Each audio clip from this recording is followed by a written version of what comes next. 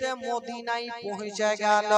যেমন মদিনায় যাওয়া, হায় রে আমার নবীর চেহারা, একটা মেয়ে চলে আসিল।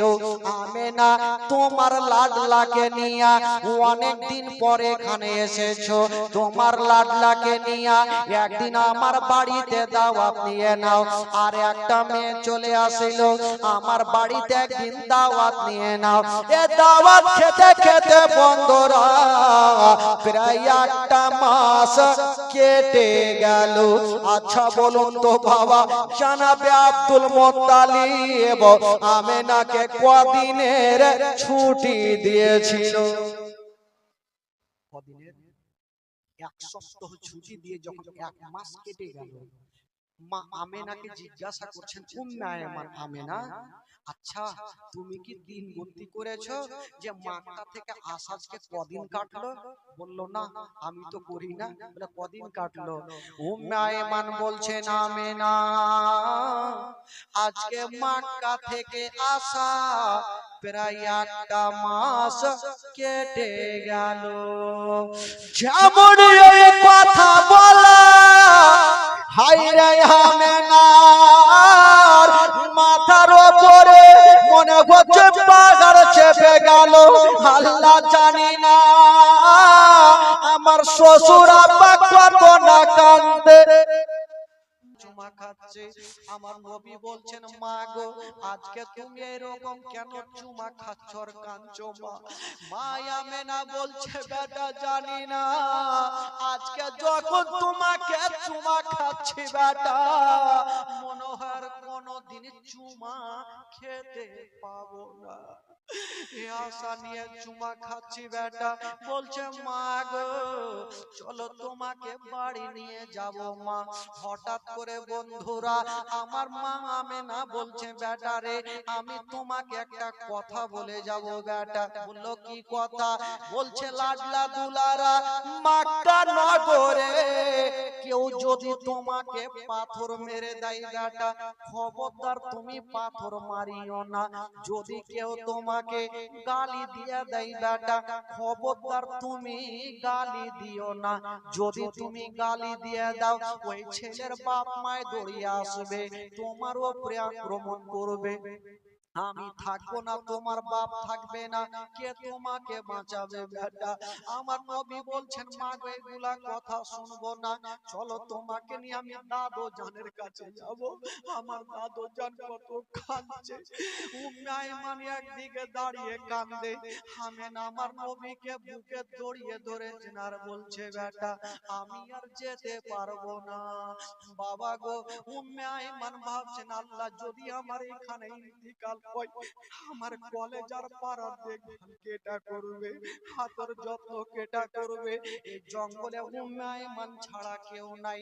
মা আমেনা উম্মে আয়মানের হাতখানা ধরে আমার নবীর হাতখানা সঁপে দিচ্ছেন, বহিন আয়মান আজ থেকে ছেলের বাবা ও তুমি, মা ও তুমি, জঙ্গলে কেউ নেই। আয়মান তোমাকে সঁপে দিলাম, তবে একটা কথা মনে রাখিও, মক্কা নগরে তোমার বাড়িতে যদি কোনোদিন খাবার তৈরি করবে, তোমার ছেলের মুখে পরে দিও, আগে এই ইয়াতীমের মুখে দিও।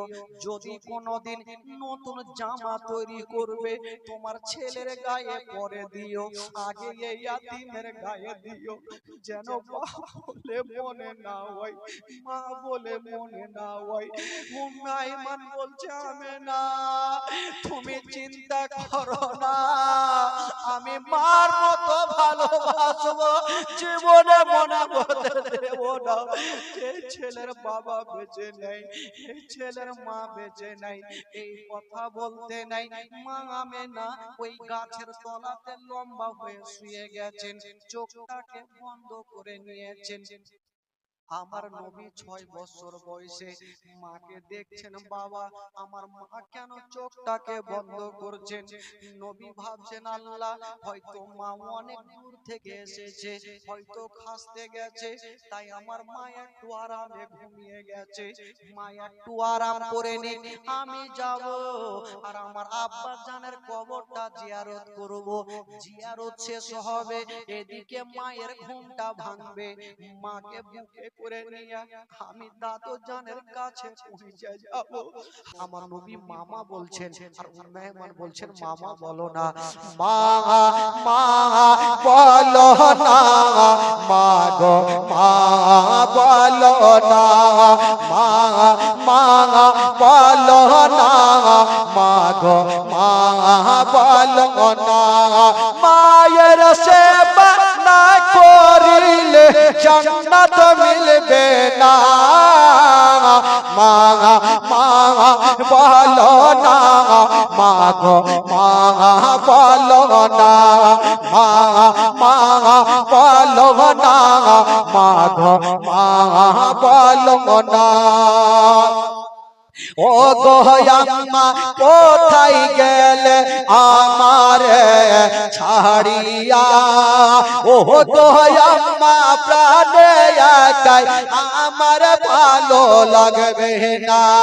ও গো আম্মা যেও না ছেড়ে আমায় চলিয়া, মা মা বলো না, মা গো মা বলো না, মা মা বলো না, মা গো মা বলো না, মা মা বলো না, মা গো মা বলো না। মায়ের সেবা না করিলে নেকি মিলবে না। মা মা বলো না, মা গো মা বলো না, মা মা বলো না, মা গো মা বলো না। ও গো আব্বা কোথায় গেলে আমারে ছাড়িয়া, ও গো আব্বা প্রাণে একাই আমার ভালো লাগবে না। ও গো আব্বা কোথায় গেলে আমারে ছাড়িয়া, ও গো আব্বা প্রাণে একাই আমার ভালো লাগবে না। ও গো আব্বা যেও না ছেড়ে আমায় চলিয়া, মা মা বলো না, মা গো মা বলো না, মা মা বলো না, মা গো মা বলো না। মায়ের সেবা না করিলে নেকি মিলবে না। মা মা বলো না, মা গো মা বলো না, মা মা বলো না, মা গো মা বলো না, মা মা বলো না। আমার নবীকে বলছেন বেটার মামা বলি, হাজার হলো মা চোখের সামনে বাবা শুয়ে আছে, আমার নবী দিলখানা থামবে কেমন করে? একদিকে বাপের কবর খানা দেখছে, একদিকে মায়ের লাশ খানা দেখছেন। বলুন আমার নবীর দিলখানা কত কাঁদছে। আমার নবী বলছেন চাচিমা আমি মাকে ছেড়ে কেমন করে দাদু জানের কাছে যাব। উম্মে আইমান আমার নবীকে টেনে বুকে লাগিয়েছে, বেটা চলো বাড়ি চলো। হাজার হলো মাকে হারিয়েছি আমার নবী, বাবা মাকে ছেড়ে যেতে এক কদম আগে বাড়াই না। বেরাদার বন্ধুরা ও যুবক ভাইরা, যারা মাকে হারিয়েছেন গো, যারা বাবা মা জগতে বেঁচে নাই, তার দুনিয়াটা অন্ধকার বাবা। পৃথিবীতে সব খুঁজে পাবেন গো, কিন্তু মার মতো একটা মা খুঁজে পাবেন না। আমার নবী মাকে হারাইয়া ডুবরে ডুবরে কাঁদছে আর বলছেন চাচি আমি বাড়ি যাব না, আমি মার কাছে থাকবো, আমি মাকে ছেড়ে যেতে পারবো না। উম্মে আইমান বলছেন বেটা তুমি জিদ করো না, চলো তোমাকে নিয়ে যাব। এদিকে জানাবে আব্দুল মুত্তালিব আমেনাকে 8 দিনের ছুটি দিয়া যখন একটা মাস কেটে গেছে, হাইরে জানাবে আব্দুল মুত্তালিব একটা চেয়ারে বসেছেন বাবা, আর একটা চেয়ারে পা রেখে শুধু আমেনা আমেনা বলে কাঁদে। আমার বউ আমেনা কখন ফিরে আসবে? আমেনা বলে হঠাৎ করে আমার নবী দাদু জানের সামনে গিয়ে হাজির হয়ে গেল। আব্দুল মুত্তালিব মাথাটা নিচু করে আছে।